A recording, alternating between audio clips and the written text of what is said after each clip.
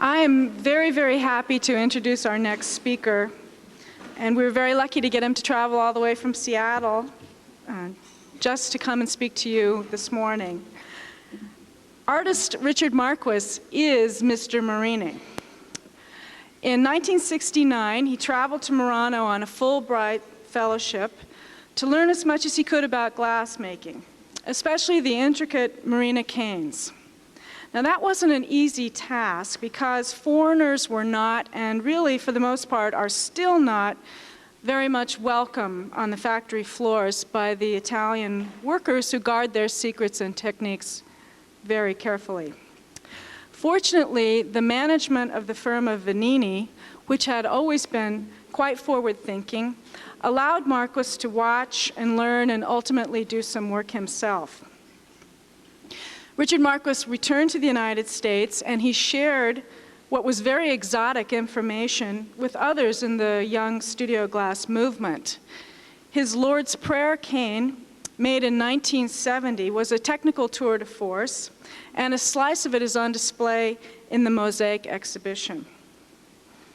For over 25 years, Richard Marquis has explored the potential of Murrini, but always with his own irreverent and funky and fabulous sensibility. He's also received the ultimate compliment from the Italian master Lino Tagliapietra, who considers Richard Marquis to be one of the greatest makers of Murrini cane in the world today. So please join me in welcoming Richard Marquis.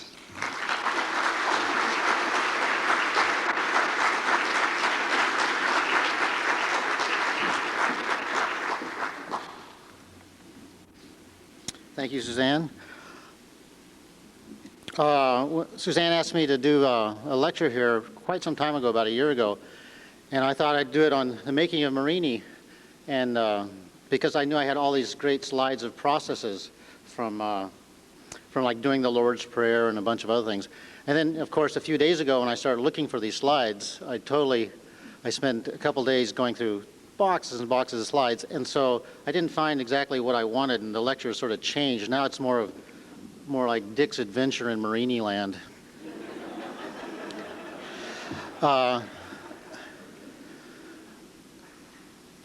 These are pieces from like 1966, and this is sort of pre-Murrini, but it was showing my interest in checkerboards. The checkerboards were done in another way and not Murrini, but I love the image of checkerboards. And the other thing I did, this is from about the same time, 65, 66. From dealing with the glass, I liked the idea that you could stretch it out and cut it up. And this without ever thinking about Murrini or Zanfirico or anything like that. I just like stretching this glass out, and I like the way it looked.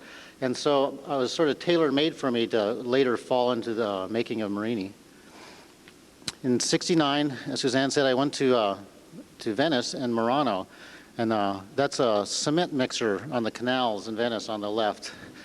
And then on the right is unloading the sand off the boat into the Venini factory to melt the glass. I worked there with basically two maestros. The one on the left is a guy named Marino, and he made all the Murrini for Venini at that time. He's doing the difficult sleeping on the glass-blowing bench during lunch trick. And then the guy on the right is Keiko Angora, and he's the guy I worked with mostly who on the blowing team.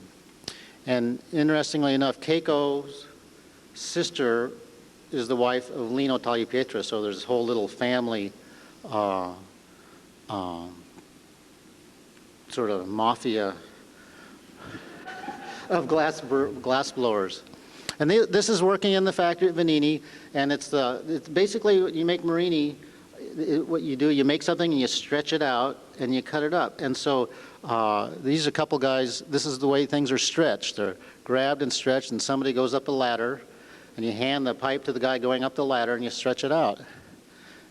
And then you can also, if you want it really small, you grab it and you stretch it out, long ways along the floor, and that's the old polling floor at Venini, which was just destroyed in fire, I guess, in '72. And when they redid the factory, they did it quite differently. So that was one of my jobs, was going up that ladder. And then once you, very closely related to the Murrini are the Zanfirico or Latticino rods. And it's done the same way. You get this, glob of glass and you stretch it out.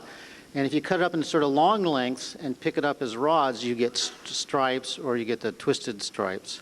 If you cut it up really small and pick it up on cross section, then you would get the Murrini. So sometimes they would make pieces out of the same rod, long rods, and they get stripes, and cut into little short pieces, they get dots.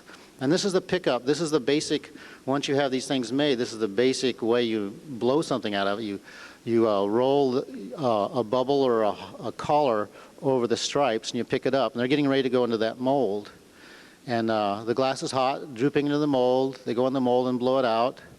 And when they come out, you get this nice striped effect. And this was for a lighting fixture. This is part of their production line. They make one of these about every 5 minutes. And it was a really good way for me to practice to get to know how to do the pickups. And here's Keiko again. This is picking up just a row of Murrini on a bubble that has already been overlaid with gold leaf. And so these are like the basic ways. There's a Miss Matt. These slides, I haven't shown some of them in over 20 years, and they're falling apart. Okay, here's a couple of pictures of me. In this lecture, you'll see me aged 30 years. And doing different things. On the right, the guy is showing me how to knock the glass off the pipe. I was doing it all wrong, so he came over to show me how to do it. And the thing that was amazing about going to work in Italy in the late 60s was that they had all these colors. Every day they melted like 25 pots of glass, around 18 to 20 colors, and they'd put the little loops on the board. So I'd go in and I'd figure out, all the pots are numbered. I'd know where the different colors were. And then in the storage room, there were all the canes and Murrini and all that were all just sort of stored in there, and I could just go in like a kid in a candy shop and pick what I wanted. These are a couple of pieces that I designed for the factory. They made things for me, but all the stuff that I have pictures of are things that I actually gaffed, which means I was the one blowing. And these are some of the first things I made there. And then it was sort of obvious with the Murrini process that it would be really easy to do stars and stripes. And so I did a series of these stars and stripe things. And they thought I was really patriotic. They really... And these are little pills, little American flag pills. So they didn't know how quite patriotic I was at certain times. So yeah, the other thing that I recognized about making Murrini is to be easy to make letters and words. And so this was the first word I made because it would have it's sort of the basic, if you're going to make one word, I thought it was a good one to make. And that's sort of, when you're making, I don't have very many slides of the process of like making all the letters or the stars and things, but here's like the middle of a slide sequence of making a heart. And it's a gather of red glass that on the left I'm shaping it over a piece of angle iron, sort of putting I guess the cleavage of the top of the heart. And then on the right, it's filling in that indentation with the opaque white glass. And just sort of by shaping it with tools and things, I could make a pretty good heart. Now, to make a star, I had welded up a mold that I would ram the glass in, let it set up, and pull it out. And then for more complicated things, I did many years later, I would cast a silhouette, say like of a cat or a dog. I'd cast that in glass, and then I'd clean it up, and then bring it, cool it, clean it up, bring it back up to temperature, and pick it up and lay the outside colors on. So I could get almost any kind of pattern. And then here's the basic stretching things out. It just, when the glass is nice and hot, it stretches just like taffy. And here's a picture of the hearts that had been pulled out, being little cut up and laid on a little steel plate that's coated with coated with clay so the glass doesn't stick to the metal. And that's heated up. And then on this particular style is where you roll a bubble over the murrini, and it's sticky and it sticks. And then by heating it up, you smooth the surface of the bubble. And then once you get it nice and smooth, then you can go back into the furnace and gather clear glass on top of it. And then you have a bubble with hearts on it, and then you just go ahead and blow something. And this is a little thing. This is a cup I made, which is actually, it's in the Toledo Museum. So this would have been right when I got back from Italy in 1970. And on the left is like a small 2-inch by 3-inch box of various cosmic whizzy murrini that I'd made up to that point, including the Mickey Mouse down on the lower right that I made with my friend Bob Ness at the Venini factory, and the American flag and some other various things. And the slide on the right is the two piles, one with the word art in it and one with the word craft in it. There was always so much raging controversy about art and craft that I thought I'd just put it all in one box and then forget about it. This is the Lord's Prayer.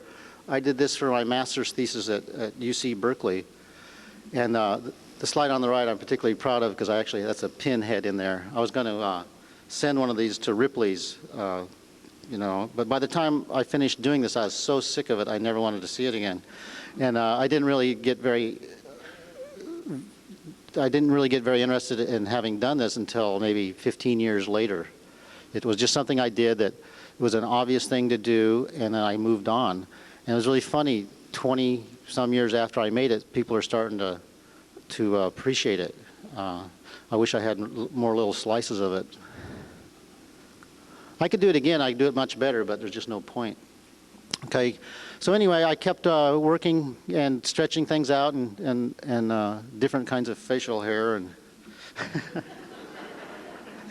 And another thing I was doing is I did ceramics all along. I did ceramics before I did glass, and this is the one on the right is actually it's like murrini clay. The same thing you do in glass, you can do in clay. You can make different colored clays and put images together, and you can actually sort of roll them out like cookie dough and slice them up, and you can get the same images.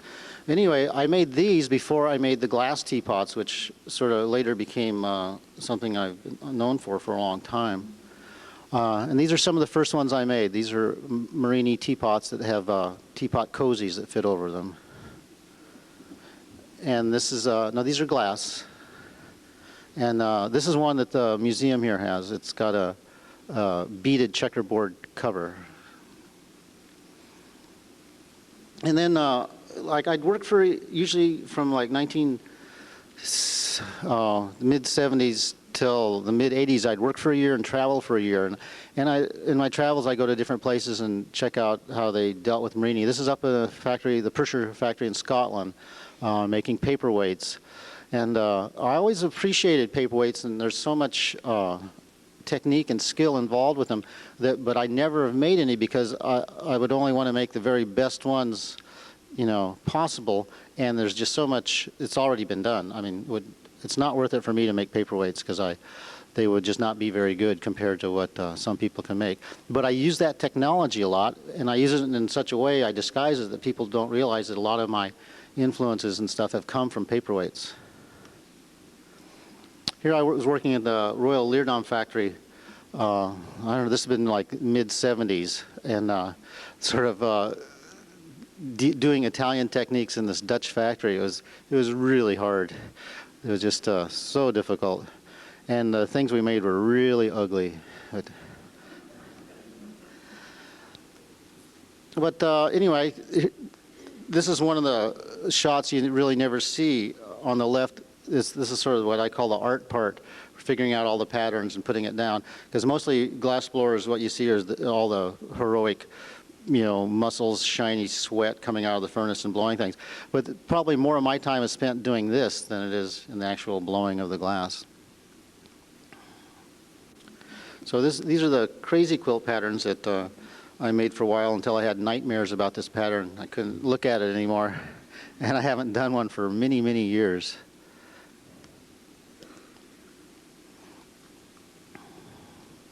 And another thing that started happening was I started putting things together, fabricating using different kinds of glues.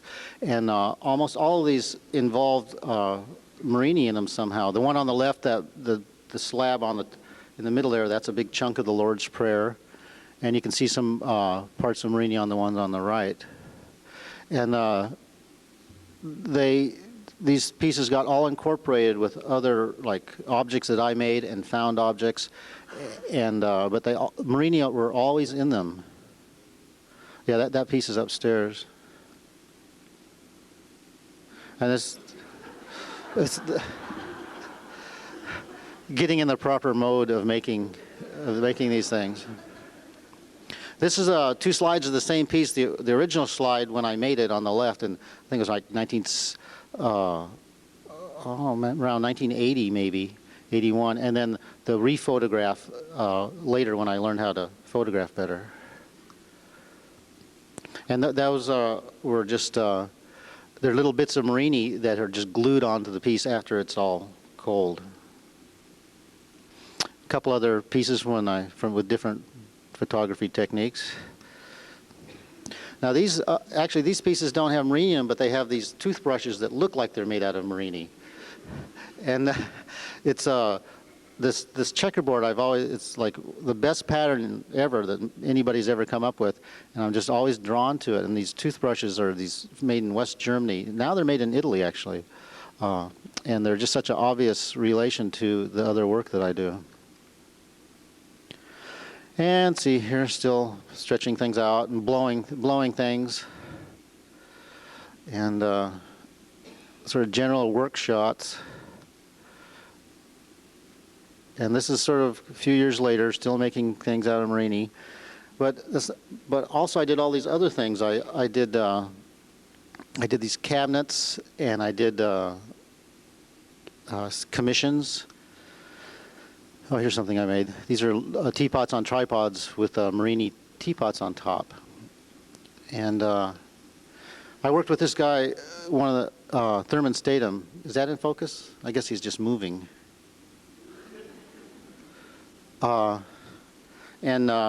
This guy is a really good artist and sculptor, and he doesn't use anything like I use. In other words, he doesn't use murrini or Italian techniques. But we worked together very closely for 3 years, and the piece on the right is based on a thing that he had done earlier with clear cones and clear sheets of glass, and we redid it with murrini teapots. And it's just there it is on the left. They're just it's just gravity. It's, theory of a catenary arch. The teapots are just wedged in between these sheets of glass. And I always liked that piece. And later on, we were doing installations together. We redid it, but we used sheetrock and enamelware coffee pots instead of the glass murrini teapots. Another guy I work with is Dante Marioni. He's a young glass blower. Well, he's probably in his 30s now, but still a young punk to me. And I've known him since he was 7 years old, and he blew glass early. His dad is Paul Marioni, who's a good friend of mine. And Dante is like took to heart the Italian technique and also the rigors of studying it. And when he works with me, I make all the canes and do all the pickups, and then I hand it to him, and he does the final shaping and blowing because he's a great finisher. I'm a good starter, and he's a great finisher. So between us, we can make things that neither one of us could make by ourselves. These are some goblets with teapots in the stems. So I sort of consider murrini and the latticino or Zanfirgo rod sort of the same. They're these things that you make almost the same way, and they're used slightly different and picked up different ways. So my work is I don't stay with one thing all the time, nor do I stay with one thing for very long. But I can't help but always gluing little murrini on whatever I make. These things all have little murrini glued on them. They sort of become a shorthand version of reference to a lot of things that I know and deal with. I don't know if that makes any sense. So even these things here, these are giant pieces. They still have little murrini glued onto them. And another thing I do some personal, private installations. I don't do public art. I've dealt with it once and I'll never deal with it again. But I do private commissions. And this is one that these collectors in San Francisco, their collection was destroyed by the earthquake and they hired me to put it back together. So I put it back together in this really weird way. It looked like a sort of a bad archaeology job from Mars, and putting all these different people's work back together in different ways. This is another private house commission. It's probably about 5 foot, approximately 5 foot square. And these things are like about 5 feet tall, and they don't have murrini, but I'm starting to use other objects like murrini. I'm using buttons and pencils and pool balls. I'm starting to use things like murrini, even though I haven't made them. But I still make murrini. These are in the miniature, the mosaic show upstairs, and from the book, the Sarpione book, which I got a long time ago, one of the things I liked in the exhibition the best were the sample boards of the cane, and so they influenced me to do these fake sample boards. I mean, you can't really order these things. These are just finished pieces by themselves. But one of these was sitting on a desk at Pilchuck once, and somebody was there. There was some tour group or something, and somebody was carefully writing down the address of on the bottom to send away. And then another technique that is a murrini technique. It's called granulare or perlette. It was Marquiscarpa did it first in the 40s. And what it is, it's like murrini that are made with two different softnesses of color. And in this case, it's like a transparent red inside a very soft opaque black.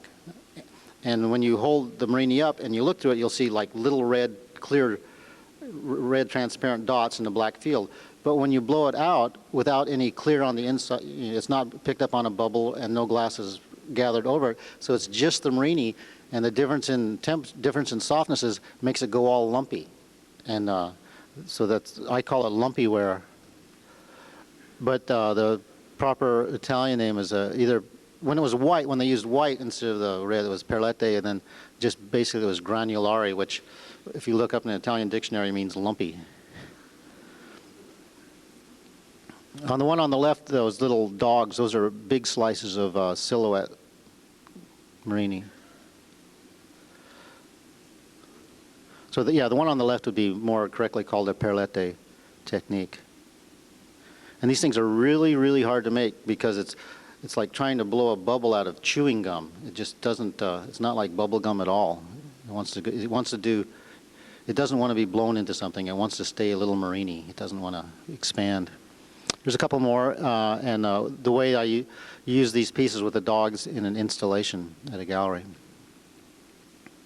Now these are pieces called, the ones on the left are called occhi, and these are based on Italian things from the 40s, and the one on the right is from Baravier from around the same time. And these are pieces that I made with Dante, but they're very close to the originals. And I'm going to now go the process of how these were made. You start off, stretching things out again. Somebody's always going up the ladder to start any of these pieces, and these things get stretched out and annealed and then cut up, and then I have this ace team of setting up the plates. It takes longer to set up one of these big plates than it does to make the piece, and so there's a big logistical bottleneck. Anyway, after these plates are all set up, they're heated up first on the left on a hot plate, and they're torched to make sure they're not going to crack when you go into the glory hole. And then this big plate on the left is going into the glory hole. I made a little thing we haven't had a name for yet, but you drive it in. Instead of somebody having to pick it up and go into the glory hole with it, I made this thing that with wheels that you drive in. And we still haven't come up with a name for it yet. It's sort of being called Dick's Machine, but I don't really want it called that. Anyway, then it comes out, and these things are all fused into a sheet, and I pick them up on a big collar of glass on the blowpipe. And then it takes a while to just heat it up and shape it and try to get it where you want it to go. It's just a real battle. It's just a painful thing to do. It's hot and it hurts. It's heavy. People are yelling at me. So finally I get it to shape and close off the end and start to smooth it. And then Dante takes over and the team of like 4 or 5 guys. And it's just a matter of slowly inflating it and stretching it and swinging it out and getting it to the shape you want. And there's always a lot of the stuff is sort of like committee decision blowing, like, well, what do you think I should do? Well, I don't know. What do you think you should do? And so there's always a lot of talking about how to make these things because we don't know how to make them. And we have come to learn why there weren't very many of them made. And also we made them so much bigger than the originals. Here's a good photo opportunity with Dante stretched out on the bench, putting on the punty. So here it is being finished and then being knocked off the punty and put in the annealing oven. Now, so that's what these pieces came out. We worked on for a couple of years without any real idea what we wanted to do. We didn't want to make just sort of copies, which they sort of look like. So finally, a few months ago, things started to be resolved. Some of them started going towards Dante's style of working, and other ones started becoming more my work. And this is the way I started using mine. These things are like 30 inches tall. They're quite big. And the oaky parts have just become parts of other pieces.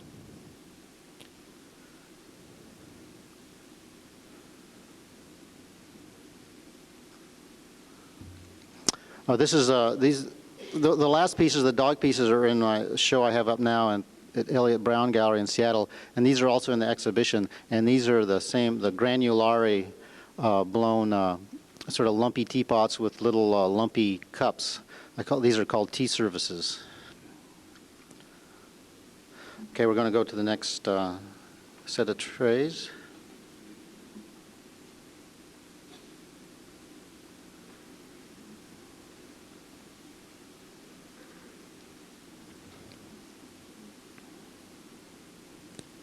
Let's see if they're up. Okay, so we're continuing. These are a couple more of those tea services. They're mounted on paint-by-number paintings.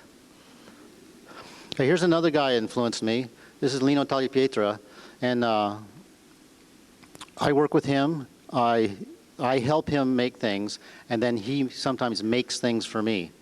And the slide on the left is a slide from 1980. It's like it was something that I slumped into a bowl, but it never survived. But this is the first. I've been always interested in these things that Carlo Scarpa had designed and made for Venini starting in the 30s. These Murrini slumped sort of canoe-shaped bowls. And I was with Lino in New Zealand. We were working in New Zealand, and walking along a beach, I was talking to him about how I was wanting to make these things, but like I didn't see how I could make them any better than, I couldn't see how I could do anything but try to reproduce. I couldn't think of what to do with them. And he said, well, you should just start reproducing them and see. Just first learn the technique and then see what happens. And he told me I should call them Marquiscarpas when I make them. So I made these things that are called Marquiscarpas, and they're based on Carlo Scarpa's original pieces, but they don't look anything like his pieces because I've changed them and added parts to them, and I started changing the shape. And of course, all the Murrini patterns are totally different from the originals. But these are what I these are what they became. And now I've got a slide sequence of how these things are made. These here are not very large. These are this was the first batch, and this one's probably maybe a foot tall. But the ones I'm making now are much bigger, and the slide sequence is of making the big ones. And the first thing I do, I make ceramic molds. There's other ways to do it. I could use space-age refractories and carve it out, but those things are all so carcinogenic. I prefer doing it the way I assume the originals were made. I never saw any of these things made in Italy, but I think they were probably done this way. So I make the molds, and then I make the murrini. The slide on the right is like I'm making an X murrini. You can see I made a cross X with a white, and then I'm filling in color in between all the veins. Anyway, I make all these different pattern murrini, dots, mostly dots, X's, squares, checkerboards. And then they're heated up and stretched out. There's always somebody on the ladder stretching things out. And then they annealed, and then usually I cut them up. This is a little diamond saw. I cut them up into certain lengths, and then I bundle them together.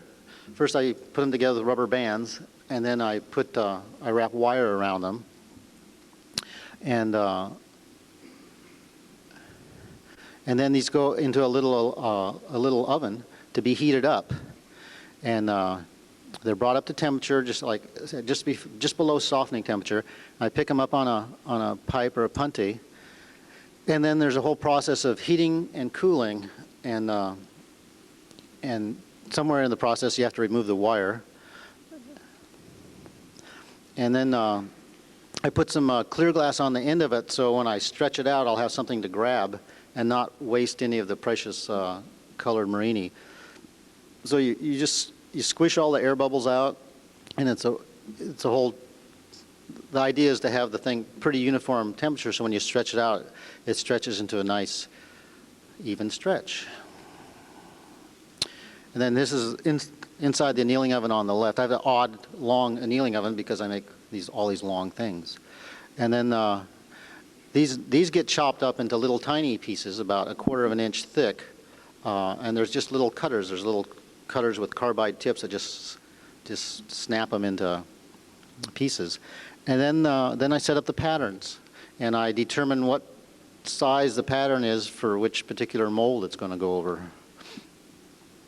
Well, here I'm drilling a hole in one of the murrinis to insert a smaller murrini, that $sign on the left. I want people to know these are expensive, so there's the pattern all set out. It's probably about, well, I know the finished piece is 22 inches long, so that's probably about 24 inches long, that pattern on the right.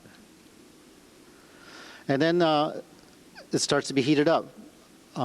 It is sitting on a steel plate, and on top of the steel plate is a ceramic fiber paper, and which of course is not something you really want to breathe. So we realized that pretty soon, and we put on our masks. But essentially, this is more like cooking than it is blowing glass. You're going into the oven, and you're watching it, and you're watching it get hot, and it'll start to just fuse together, and you come out, and then you start shaping it, start pushing it and getting it together, and squeezing it. And maybe at this time, it'll go in and out of the glory hole 10 or 20 times. There's no really rules or timing on it. You just sort of keep working on it until you think it looks right. And then I'll pick up this sheet, which is warm and pliable. I put on gloves, and I pick up the whole sheet and the ceramic paper sheet. And then the mold, in the meantime, is in the annealing oven, so the mold is at annealing temperature. So I take it out of the annealing oven, put it on the little carrier, and then pick this sheet of murrini up and put it over the mold. And then the paper's removed, and it leaves some residue, and both surfaces are getting all messed up just from tooling it and squeezing it with wooden paddles and metal tools.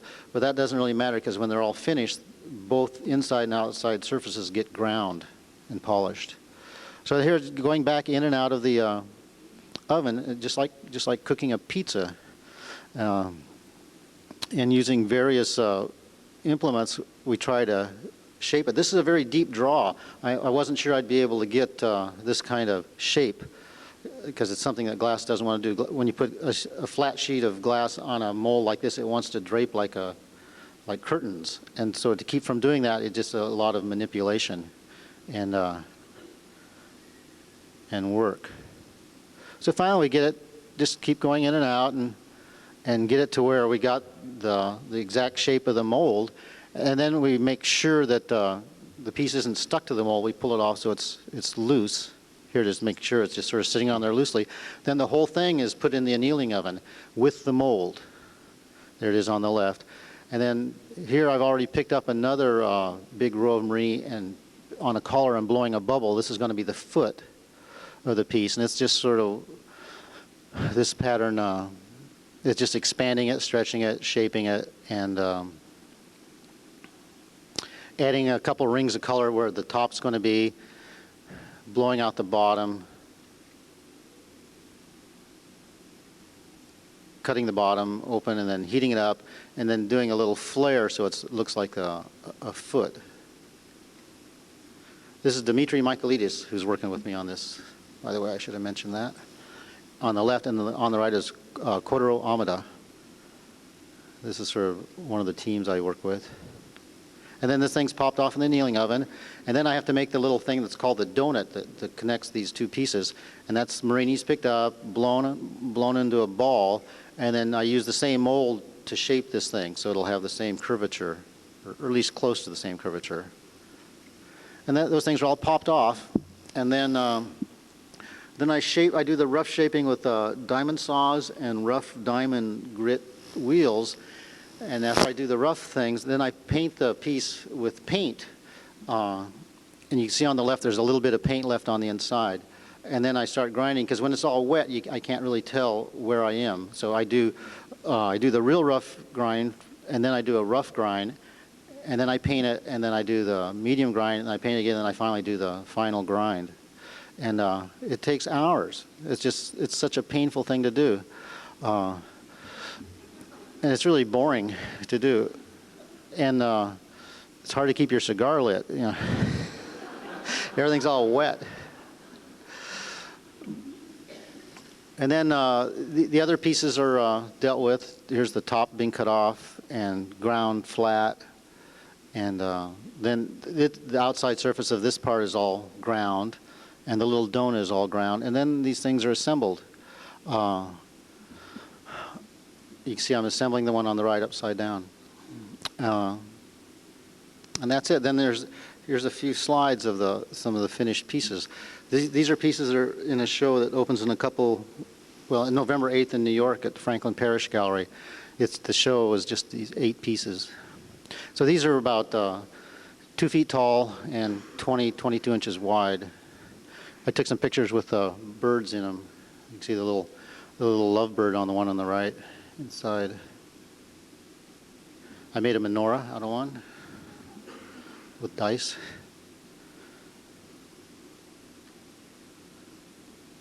And here's a couple other birds. These are real birds. They're uncooperative photographic assistants. And those are the last 2 slides. If there's any questions, I'd be happy to answer them. I'll leave those slides on. Thank you very much.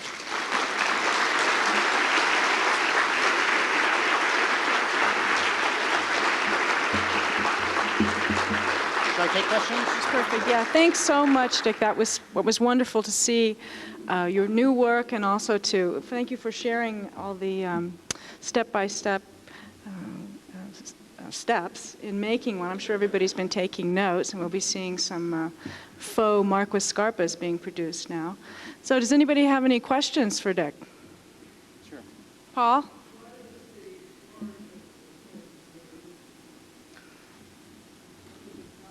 I don't know. In reading, I read that it was a term that the Romans used for something was reproducing semi-precious stones. But when I went to Italy, I didn't know that term. And I asked what these things are, and they said, these are murrini. And then I said, oh, I had a book of paperweights, like Millefiori paperweights. And I said, what do you call those? He says, those are murrini. I said, Oh, he says, well, but those are a special kind of murrini. I said, what's that? He says, well, they're called millefiori, but they're only those, only the ones that are flowers. And I've seen numerous spellings of the word, and I'm responsible for some of the bad spellings of the word. I mean, the proper word, what the people, the workers in Murano call them are, if there's one, it's a murrina. If there's a bunch of them, it's murrini with an E. And I always called them murrini with an I, and I was pointing out, I'd been doing this for 25 years, and it sort of did some damage, so I apologize. Any other questions? Okay, thank you.